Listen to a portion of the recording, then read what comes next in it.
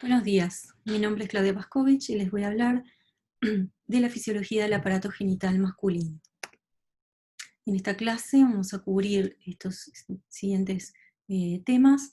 En primer lugar, el aparato genital masculino eh, en general, los testículos, el escroto, los conductos, las glándulas accesorias. Después vamos a hablar también del semen, de las células, de las funciones de las células de Sertoli y de Leydig, que son las células testiculares, de los andrógenos, de la regulación y por último algún ejemplo de las anormalidades. Como introducción, las hormonas sexuales juegan un papel no solo en el desarrollo y la función de los órganos reproductivos, sino también en el crecimiento y desarrollo de otros órganos, así como en el comportamiento y la motivación sexual. El sistema reproductivo masculino, aquí tenemos un esquema a la derecha, está compuesto por las gónadas masculinas, que son los testículos que producen el esperma, después un conjunto de conductos y un conjunto de glándulas accesorias.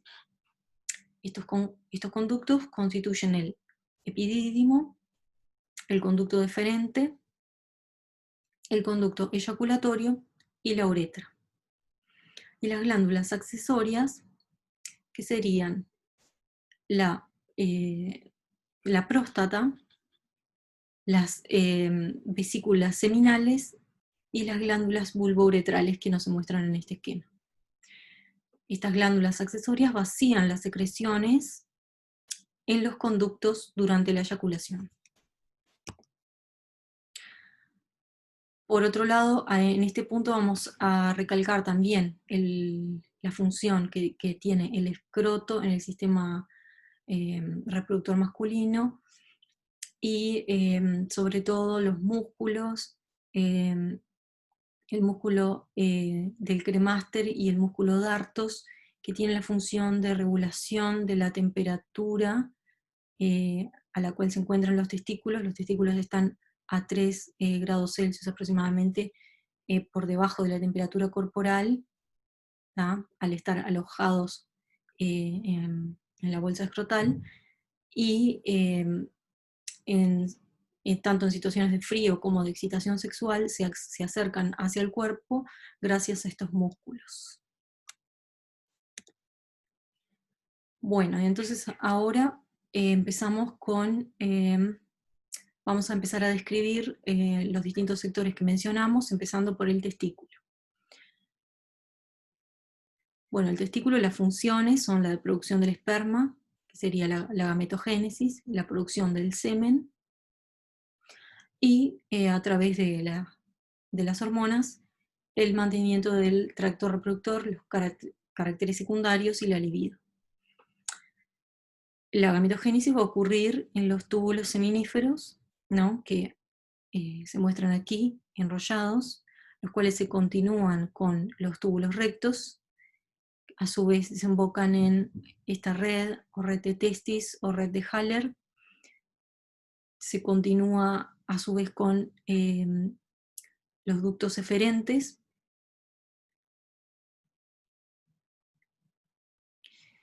y después con el epidídimo. En el epidídimo, los espermatozoides se encuentran allí por un tiempo prolongado, como vamos a ver después. Después van a abandonar el testículo por la vía del ducto deferente.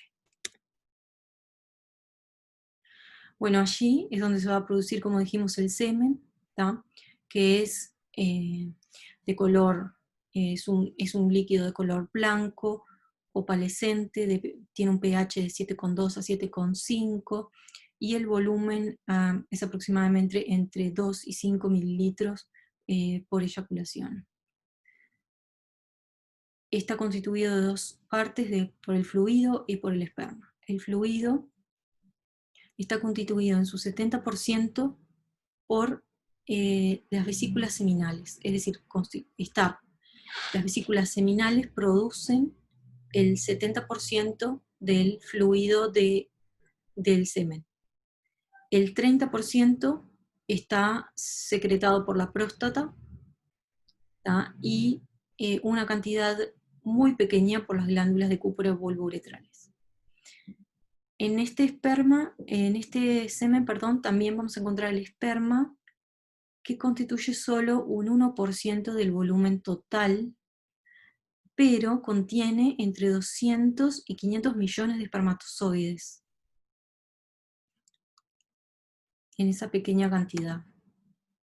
A su vez, también vamos a encontrar en el semen la hormona relaxina, de las cosas que vamos a recalcar, entre otras sustancias, ¿tá? Que tiene la función de mejorar la motilidad espermática. Otra cosa a recalcar es que la alcalinidad relativa que tiene el semen tiene la función de neutralizar el ambiente ácido que se encuentra tanto en la uretra del macho al salir cuando pasa por la uretra y en la vagina de la hembra. Y otra cosa que también tiene son factores de coagulación que coagulan el semen inmediatamente después de la eyaculación. Brevemente, sobre los espermatozoides, bueno, mencionar que son fértiles entre 24 y 48 horas después de la eyaculación, hasta 24 y 48 horas después de la eyaculación, tienen una motilidad por 48-60 horas, avanzan a una velocidad de 3 milímetros por minuto y alcanzan la trompa de falopio en 30-40 minutos después del coito. Ahora vamos a ir viendo cuál es todo el recorrido que vamos a ir analizando, el recorrido de los espermatozoides a lo largo del tracto genital. Empezamos entonces por el epididymo. Dijimos, ¿no? Se producen en el testículo y van a pasar, en primer lugar, al epididymo.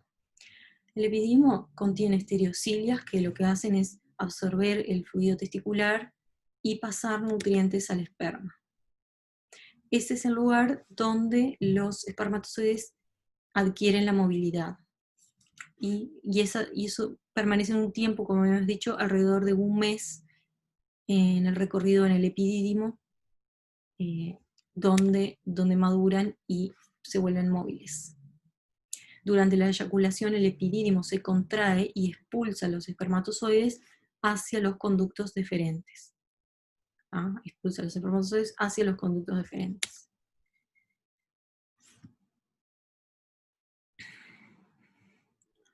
Bueno, los conductos deferentes ahora y el conducto eyaculatorio.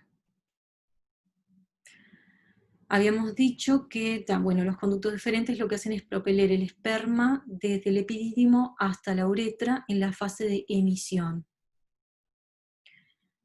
Hay una cosa acá a mencionar, que existe una forma de control de la natalidad que es la vasectomía, que consiste en el corte y la ligadura de los conductos deferentes, y por lo general es a este nivel que se hace, ya que por su fácil acceso y pocas complicaciones de la cirugía, es una posibilidad.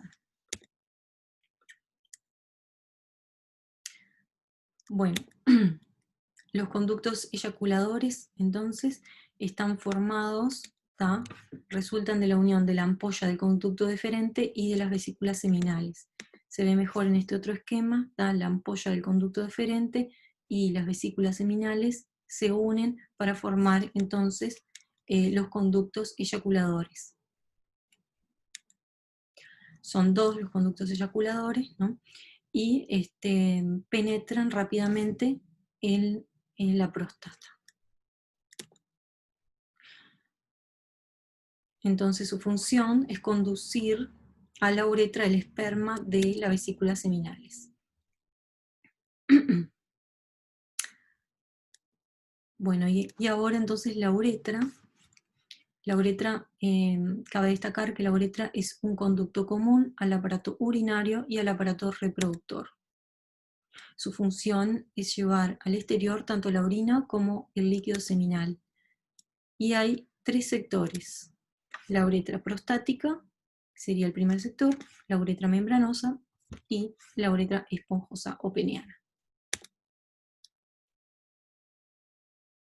Bueno, ahora vamos a hablar un poco de las glándulas anexas, empezando por las vesículas seminales. ¿tá? Habíamos dicho que las vesículas seminales producen el 70% del volumen del líquido seminal. Secretan un material mucoide rico en fructosa y otras sustancias nutritivas como sustancias nutritivas, prostaglandinas y fibrinógenos. Las prostaglandinas ayudan a la fecundación de dos maneras. Una es porque reaccionan con el moco cervical femenino y otra es porque también desencadenan contracciones peristálticas que colaboran con la fecundación, que ayudan a movilizar los espermatozoides para colaborar con la fecundación. La próstata. La próstata contiene un montón de sustancias importantes, entre las cuales acá mencionamos estas: el ácido cítrico, el fibrinógeno, la ascorbatasa ácida, la fibrinolicina y el antígeno prostático específico. Habíamos dicho que su contenido supone el 25% del volumen del semen, y es importante saber que contribuyen a disminuir el crecimiento de bacterias en el semen y el aparato reproductor femenino. De las válvulas vulvoretrales, que se encuentran por debajo de la próstata, son pequeñas glándulas y su función es secretar un líquido alcalino que lubrica y neutraliza la acidez de la uretra antes del paso del semen en la eyaculación. Estas habíamos dicho que tenían un volumen muy despreciable, pero como se contraen antes de la eyaculación, eso es lo que hace que la práctica del coitus interruptus como método anticonceptivo no sea efectivo, porque allí pueden permanecer espermatozoides que son viables de una eyaculación previa y que pueden ser arrastrados en ese momento.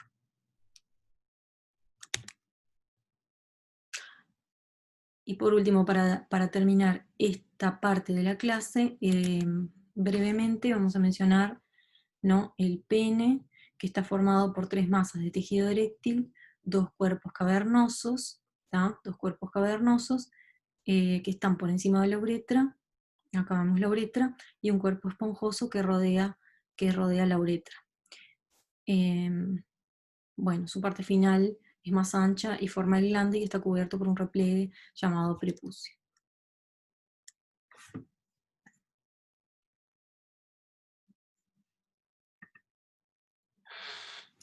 Bueno,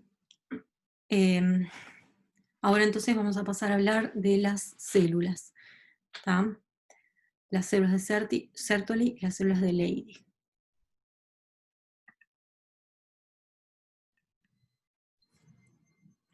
Bueno, en este esquema lo que se muestra es un corte transversal de túbulo seminífero donde se esquematiza, ¿no? Acá estaría la membrana basal, este sería el compartimiento basal, la barrera hematotesticular, el compartimiento abdominal. En rosado están representadas las células de Sertoli, y después ven también que tienen las espermatogonias, los espermatocitos primarios y las espermátidas y los espermatozoides. Entonces, ¿cuáles serían las funciones de las células de Sertoli? Por un lado, estas células proveen apoyo estructural. También nutren los espermas en el desarrollo durante la espermatogénesis, fagocitan esperma defectuoso, proveen la barrera hematotesticular debido a sus uniones intercelulares, y esto previene que antígenos del esperma se escapen hacia la sangre por la lamina basal. ¿Qué otras funciones tienen las células de Sertoli? Producen diversas proteínas, como por ejemplo la proteína regulatoria inhibina, que inhibe los gonadotrofos e inhibe la producción de la FSH.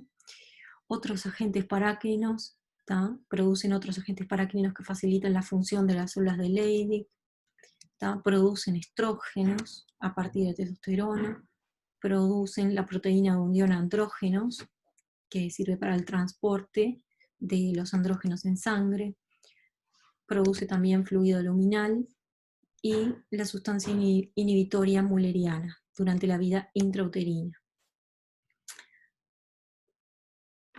Bueno, ¿cuáles son las funciones de las células de Leydig? Las células de Leydig, recuerden que están por fuera de los túbulos seminíferos, están alrededor de los túbulos seminíferos, y una función importante es la síntesis de colesterol, que es el sustrato para la síntesis de la testosterona. Este colesterol, ¿de dónde lo obtienen? Lo obtienen a través de los receptores de LDL y HDL, y almacenan, bueno, habíamos dicho, ¿no?, que sintetizan colesterol y por otro lado lo adquieren de la sangre. Y a su vez almacenan el colesterol como ésteres de colesterol. ¿Para qué utilizan ese colesterol? Para la síntesis de andrógenos, habíamos dicho, ¿no? Para la síntesis de testosterona. No solo aquí estábamos mencionando las células de Leydig, ¿no?, que estarían en los testículos, pero no son estos los únicos lugares donde se producen andrógenos. También los andrógenos se producen en otros tejidos esteroidogénicos, como las glándulas suprarrenales, los ovarios y la placenta. En este esquema, lo que se muestra, esta L rosada que se ve acá, vendría a representar la célula de Leydig, y acá tenemos el túbulo seminífero. Entonces, en la célula de Leydig, el colesterol va a ser convertido en primer lugar en pregnenolona. Acá arriba tiene pregnenolona. Esta va, mediante sucesivos pasos, va a ser transformada en testosterona, pasando por progesterona, 17,8 progesterona, androstenediona y después testosterona. Esta testosterona va a pasar a los túbulos seminíferos, donde se acumula en una concentración que es 100 veces mayor a la concentración en sangre. Eso es importante. Y la testosterona también es secretada a la sangre, a la circulación general periférica, y puede ir al tejido adiposo, por ejemplo, donde es convertido por la citocromo P19, por la CYP19, perdón, en estradiol 17 beta, o puede ir a en la piel o también en la próstata por la 5 alfa reductasa, es convertida en dihidrotestosterona.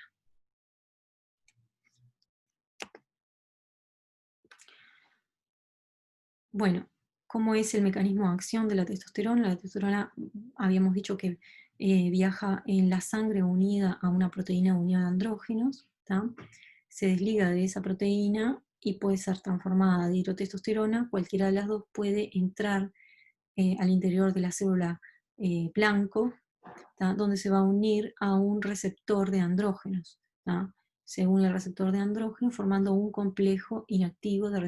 Este debería ser, perdón, el complejo inactivo. Cuando se une, se fosforila y ahí sería el complejo activo. Este complejo activo va a ser traslocado al núcleo, donde se va a unir con elementos de respuesta andrógeno en el ADN, perdón. Y ahí, formando dímeros, estimula, promueve la transcripción génica.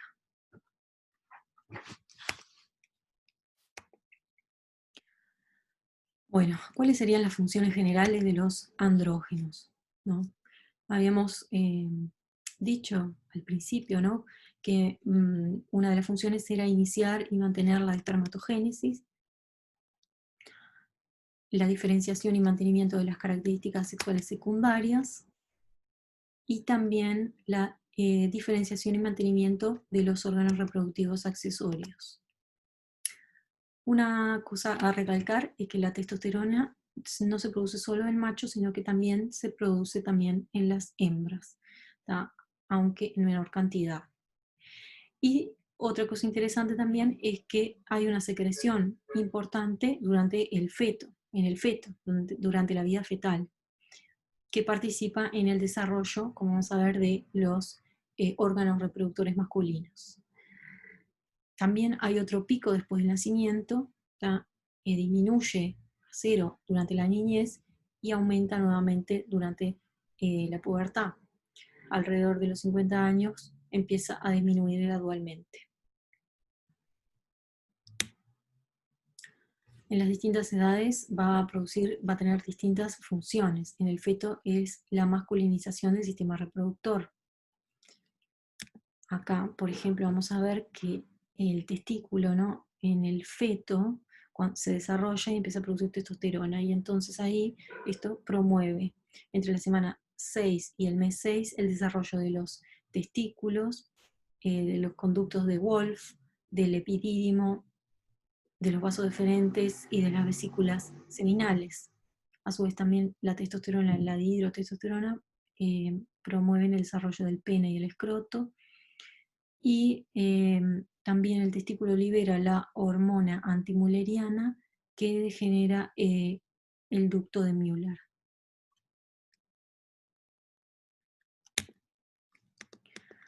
Otras de las, dijimos, en las distintas edades, estábamos mencionando en la infancia, como los niveles de FSH y LH son muy bajos, no hay síntesis de testosterona. En la pubertad hay una modulación del sistema nervioso y liberación de gonadotrofinas, y ahí comienza la liberación de testosterona. Y a partir de los 50 años hay un descenso gradual. Bueno, y esto sería entonces en la pubertad, la función es la testosterona, donde tiene una cantidad de funciones. Acá tenemos, algunas son directas y otras son a través de los estrógenos y de la dihidrotestosterona. Acá mencionamos, por ejemplo, ¿no?, la producción del esperma, que ya habíamos dicho. Esto vendría a ser el desarrollo puberal del pene, de las vesículas seminales, de la próstata, del crecimiento de la barba, la secreción, formación de sebo. Aquí se representa el desarrollo intrauterino que ya habíamos mencionado, pero participa en el desarrollo de los distintos órganos genitales masculinos. Acá lo que muestra es la regulación, que vamos a hablar después, en la hipófisis y el hipotálamo. Bueno, acá se representa los caracteres sexuales secundarios y el comportamiento, la tonalidad de la voz, el crecimiento esquelético, el crecimiento de la grasa abdominal, el crecimiento muscular. También tiene funciones en los glóbulos rojos, y a nivel del hígado aumenta la producción de VLDL y de LDL y disminuye la de HDL.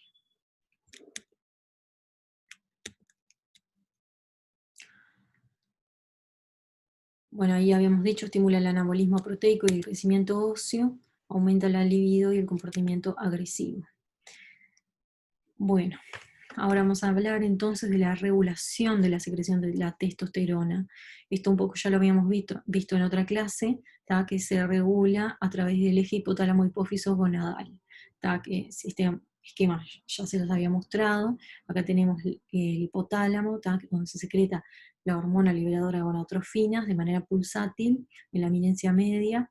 Esta hormona liberadora de gonadotrofinas estimula la síntesis de LH y de FSH en la hipófisis, y la LH y la FSH estimulan en los testículos, en este caso la síntesis de testosterona, la cual va a retroalimentar de manera negativa a nivel, este positivo no va porque esto es genérico, pero en el caso del hombre sería negativa a nivel de la adenohipófisis y del hipotálamo para controlar la secreción de la testosterona.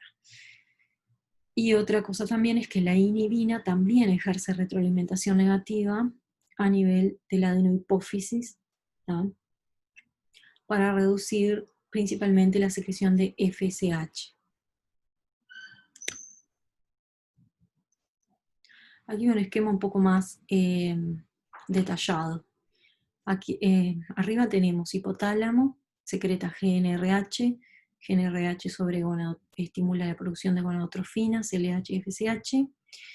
Y bueno, acá lo que recalca es que la LH actúa principalmente en las células de Leydig y la FSH sobre las células de Sertoli. Las LH, entonces, esta vía sintetiza testosterona y, como dijimos, aquí está el feedback negativo, que puede ser directamente por la testosterona o indirectamente a través de la dihidrotestosterona y los estrógenos, que ambos pueden producir retroalimentación negativa. Por otro lado, las células de Sertoli producen inhibina, que habíamos dicho que controlaba sobre todo la secreción de FSH. En este esquema tenemos a la izquierda las células de Leydig y a la derecha las células de Sertoli. Entonces, acá están los receptores de LH, donde la LH estimula la síntesis de AMP cíclico, y esta vía a través de la proteína quinasa A estimula la síntesis de proteínas y enzimas que están relacionadas con la síntesis de testosterona a partir de colesterol. Esta testosterona va a ir a la sangre o también puede pasar a las células de Sertoli, donde es convertida a estradiol por la aromatasa.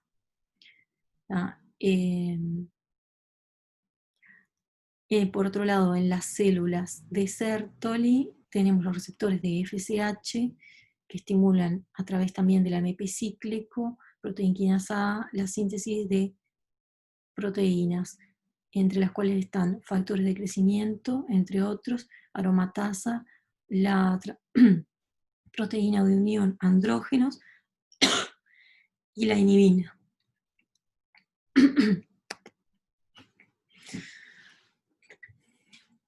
Bueno, esto también lo habíamos visto en la otra clase para recordar que la hormona luteinizante, así como la GnRH, se liberan de manera pulsátil.